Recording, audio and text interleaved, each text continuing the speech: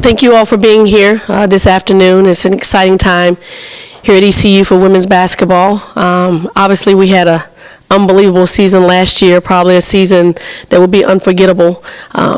But it is a new season.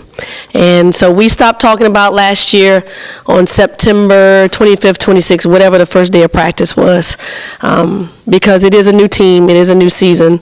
But I'm extremely proud of this team and of this program and what we've been able to do these last 4 years. And I think we've really gotten the program to where we can be considered a real opponent. You know, in the past, people would come to Greenville, you know, with a check mark beside it, as it's an automatic win. And so now we are figuring out how do we play from the top instead of from the bottom. You know, it's a new set of challenges. And so we're still learning how to win, but we've had some unbelievable practices. There's some times where we look really, really, really good. And then there's some times where we look like we're still trying to figure it out. But obviously having all 5 starters returning and 3 kids that played some good minutes, and mixing in 6 kids that, you know, at times all will play. I think at least 4 or 5 of them will get substantial minutes for us this year, is the most depth that I've had since I've been at East Carolina. And they are making it extremely hard on me when it comes down to minutes, who's going to start, but that's obviously a coach's dream. And, you know, for me, my goal is to always look down at the stat sheet at the end of the game and have 4 or 5 kids in double figures, and I truly think we can do that this year. You know, last year we depended on Danae and Amaya Joyner heavily for a lot of scoring. I think this year we have kids that can take some of that pressure off of them, but they're still trying to figure out, you know, how do they still get theirs? How do they still, you know, impose their will, you know, on opponents, with understanding that there are other young women on the team, you know, that can do a lot of great things. So, you know, we have an unbelievable schedule this year. And last year we kind of dummied it down a little bit because I felt like we needed to teach these kids how to win. And with this being the best team that we have had thus far since I've been here, we upped it a little bit, you know, starting off with even our scrimmages. We've got some really tough scrimmages that we're going to go away. We're not doing any scrimmages at home because I feel like we practice at home all the time. We got to get used to winning on the road. You know, going to the Bahamas, playing Ohio State, who's going to be top 10, Seton Hall, who's always extremely scrappy, and then obviously the main one with South Carolina coming here on December 30th. I think it's going to be a non-conference schedule that's going to prepare us for our conference that is extremely tough, but also prepare us for postseason play, where I think we kind of fell short last year being in that environment and not playing against that type of team and not understanding what it took in order to be competitive in a game like that. So we've built our non-conference schedule to get us prepared. So extremely happy. You know, we're still doing our practice players of the day. And on any given night, on any given day, I think almost everybody has gotten practice player of the day. And there's been days where I could have named 7 practice players of the day, which is obviously a coach's dream to have kids constantly competing in practice. So I think the girls are excited. We've got our first scrimmage tomorrow where we play against somebody other than ourselves and against guys. So we'll see tomorrow, you know, what we're truly made of.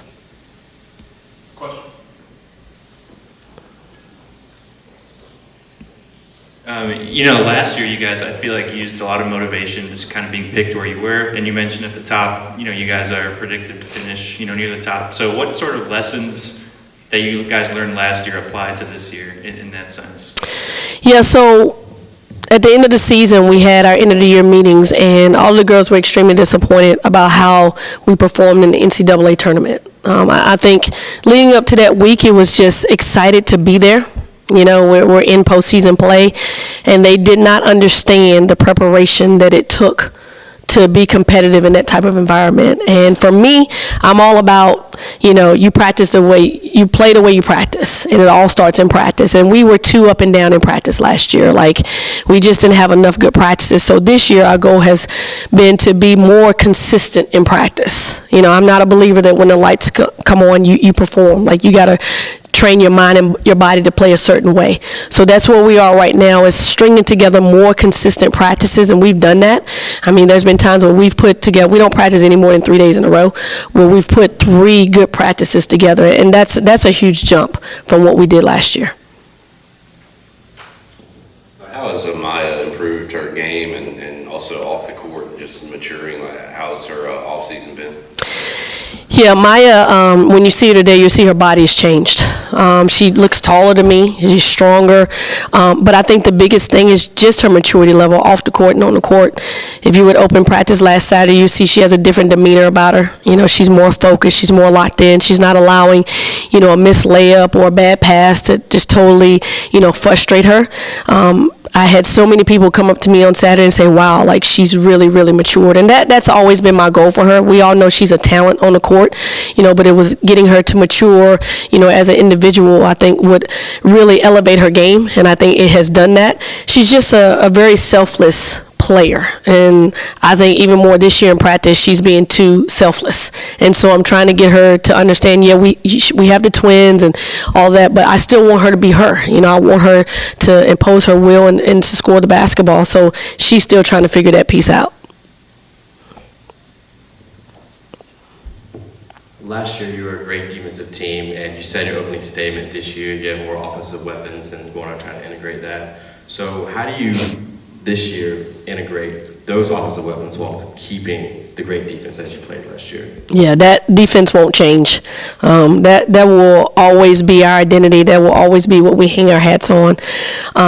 You know, I just feel like the better defense that we have and the more turnovers we're able to force and get out in transition, the better we'll be offensively. We've still putting tremendous efforts in practice on defense. I just think we have more kids that just can naturally score the ball. And so, you know, we talked about having 4 or 5 kids in double figures. I think we can have that. I think on any given night, Danae could lead us in scoring. Mama could lead us in scoring. Micah, one of the twins, anybody can lead us in scoring. And so I think we'll be a much more exciting team to watch on the offensive end of the floor. My goal is to average in the high 70s and still keeping our opponents in the 50s, the mid to low 50s. If we do that, we'll win a lot more games than we'll lose. But nothing changes with us. Our identity will always be defense, and they understand that.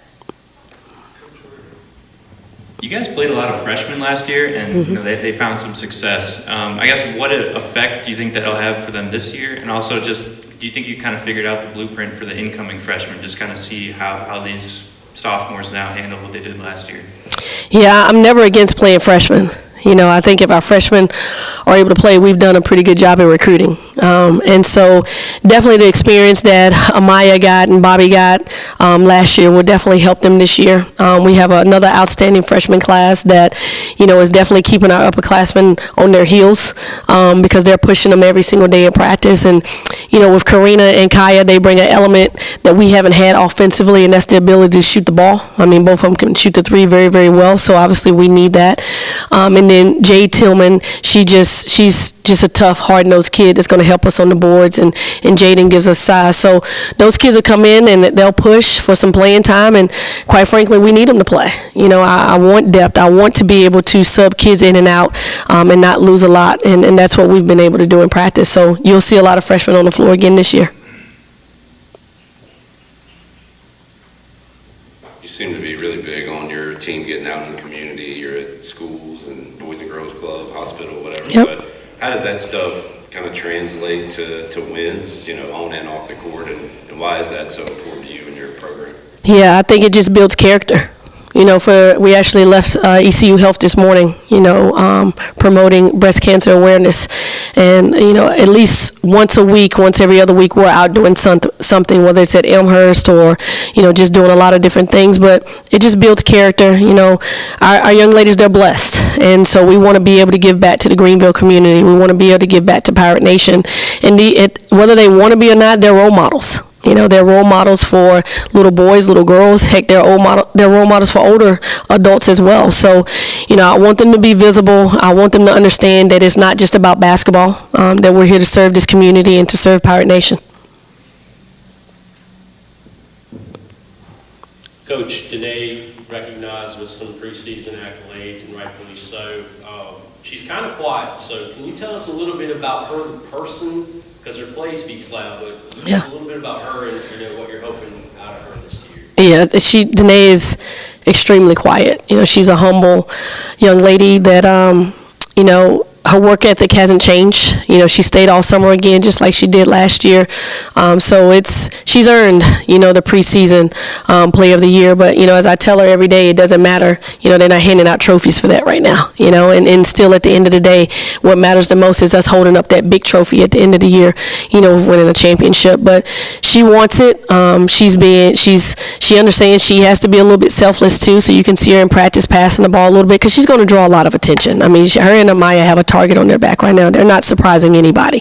And so she's done a really good job utilizing, her teammates and helping her, because the more they can score, the more people can't, double and team her and things of that nature. So she's been a great teammate. It's her second year as a captain, but she leads in more of a, as an example, more than she is vocally. But she's experienced, she understands, and, she's had a great summer and a great preseason thus far. Coach, obviously, you mentioned it earlier, with the group of 18 to 23-year-olds, they're going to be so focused on getting back to the tournament. What kind of a challenge is it for you as a coach to kind of keep the focus on those little goals incrementally as you lead up to the postseason? Yeah, well, this is, the first time I've been here that we can actually talk about a championship. That is actually realistic. So we do talk about it. We want to have championship practices, but obviously we know we got to take one game at a time. And, the next most important game is the game that we have tomorrow, our scrimmage. And then next Sunday, our next scrimmage. And then, Elon is our opener. We want to, have a really, really good preseason again like we did last year. I think we had 10 wins on the road all last year, which was extremely hard to do, to win on the road. But, for me, it's about winning the day in practice. And so that's really where it starts with our practice and what little goals we have set for the day in practice. I'm a goal-driven person, so we have daily goals that we want to accomplish, and I think that kind of keeps you, really, really focused, on the big picture. We always say if we can dominate the little things, big things will happen, and so they've done a really good job of stringing together more consistent practices. So I'm ready to go play somebody else, so we can see truly, where we are tomorrow. Be great film work after that, and really see what works and what doesn't work. How you doing, Coach? Good. As far as the crowds last year were amazing, especially down the stretch. How do you build from that great response from Pirate Nation from the end of the year, plus the viewing party that was awesome right here at the club level? Yeah, I think the community, getting out in the community definitely helps that, because I think when people feel like they have a personal relationship or they know our players, they want to come out and they want to support them. So that's another reason why we get out in the community. But I'm hoping that we can pick up where we left off. I mean, you think about those last games at home, the crowds were great, especially against Houston. To hear the ECU chants, to hear the purple and gold, that really helps us. That to have that crowd behind you, it gives you motivation, it gets you excited. And, I say all the time, I don't feel like there's any reason why we can't average 1,500 to 2,000 people a night. We're not in a city where we have major sports. We don't have any pro sports. So ECU is the sport. And so I just feel like, we should be able to have that. I'm hoping we do. I mean, we are an exciting brand of basketball. We get after it. Even I think when we lose games, we still play hard. So I'm hoping that we can pick up where we left off, and that'll be November 9th, our first home opener where we're going to reveal the NCAA banner. So I'm hoping to have a huge crowd, at that game. What does the new conference look like with the new teams coming in, some teams leaving? Your take on what the American looks like going into this year? Yeah, we lost Central Florida, Houston, Cincinnati, which, we were, 6-0 against, now they're in the Big 12. I like to throw that out there a little bit.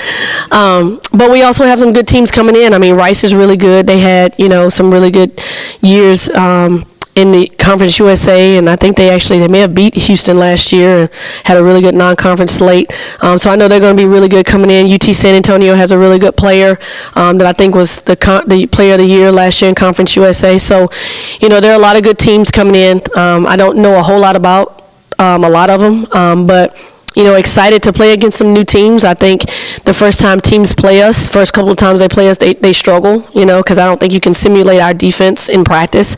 But I always say this. I think our league doesn't get enough credit for how good we really are. I think South Florida is always going to be good. Memphis is going to be good. Tulsa brings a different brand. SMU is going to be really good again this year.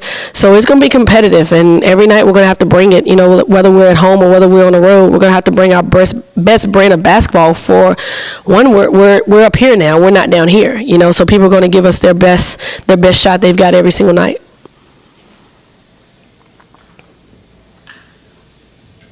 I know you've always had a good relationship with Dawn Staley, but how does it feel to bring a program like South Carolina to Greenville and also go up against a mentor in Dawn Staley?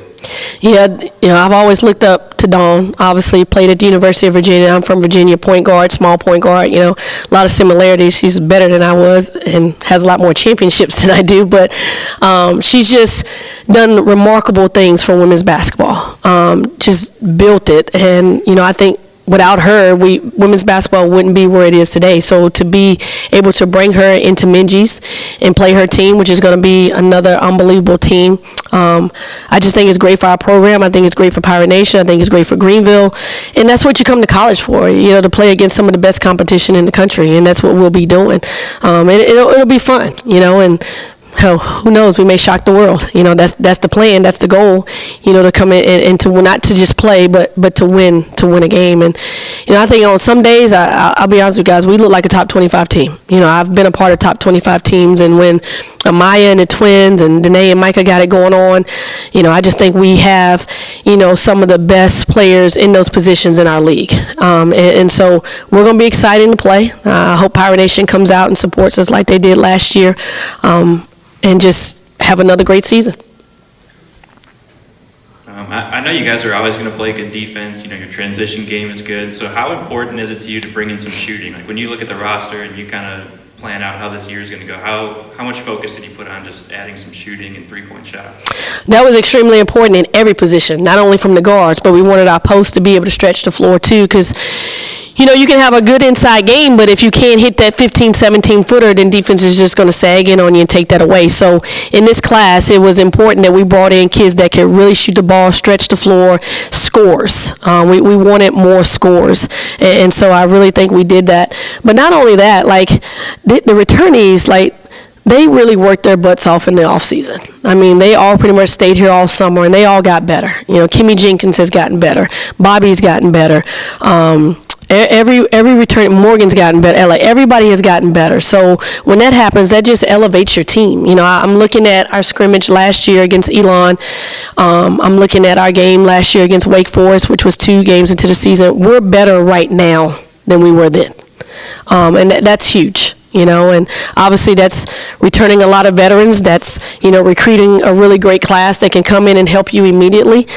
So just, extremely thankful for my staff because they put tireless efforts into, player development. And at this level, you got to make players better. Every single year, they got to get better. And every single year, our players have gotten better. This is 2 years in a row we've gotten the most improved player with Tanaya Thompson and then Danae McNeill this past year. So that just tells you the work that my staff is putting in to make these kids better, but also credit the young ladies for coming in and wanting to get better. I mean, they could go home in the summer and go to the beach and lay out, but they chose to stay here because they know we're not finished and they want more. They got a taste of it and they want more.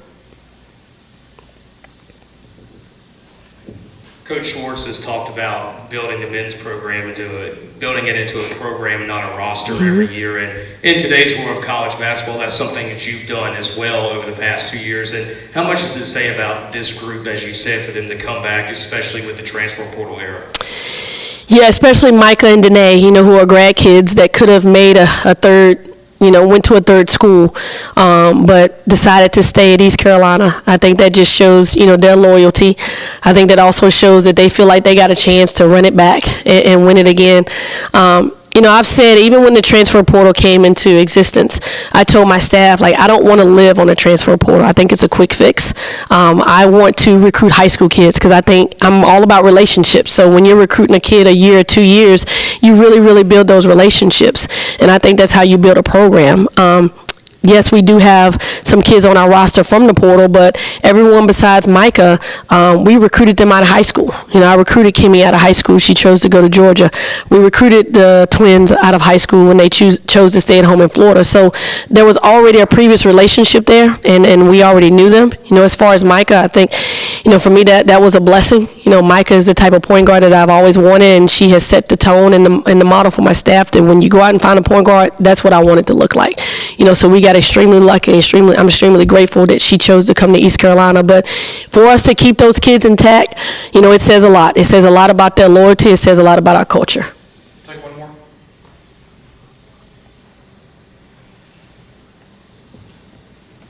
Coach, I know you mentioned moving on to this season, putting last season behind you, but did you have time this offseason to kind of reflect and think about how far this program's come and how that group helps sets the tone for this year?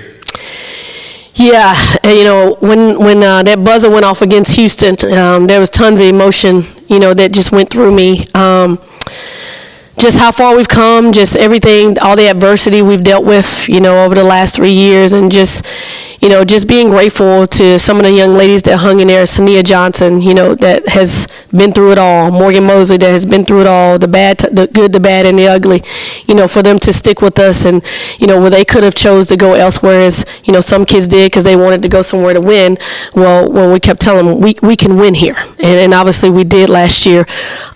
Just to watch the support, you know, the end of the season, the amount of people that came out and supported us, to the selection show that was here, to just all the different things that I've been asked to come out and speak at along with my players, you know, that didn't happen, you know, 2 and 3 years ago. And so this is what I came to East Carolina to do. This is what me and my staff came here to do, was to build a program, was to build a team that Greenville and Pirate Nation could be proud of, from all aspects, from the community, from the classroom, which every kid on my team has over 3.0 GPA. I'm extremely proud of that, to what we've been able to do on the court.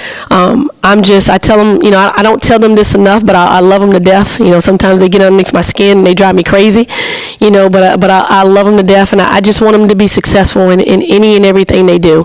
And there are days when I know they can't stand me because I'm extremely hard on them, but I want them to achieve all of their goals, and I don't want them to take any shortcuts. And so, you know, my goal is for when they leave East Carolina, that they leave better than what they started, and that they, you know, reach all their goals, and that we're able to put them in front of people that can help them be successful life after basketball.